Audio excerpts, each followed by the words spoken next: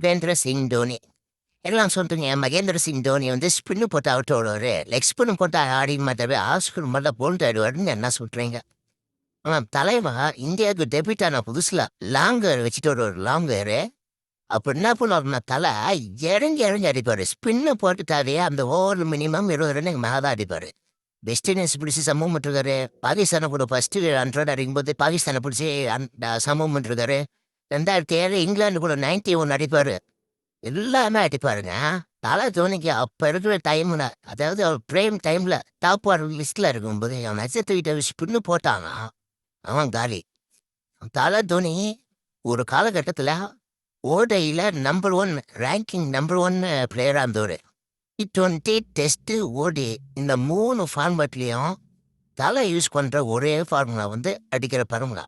யார் போட்டாலும் அடிக்கிறோம், 6 அடிக்கிறோம், முடிக்கிறோம். இதே மாதிரி தான் அவர் பண்ணிட்டு போரு.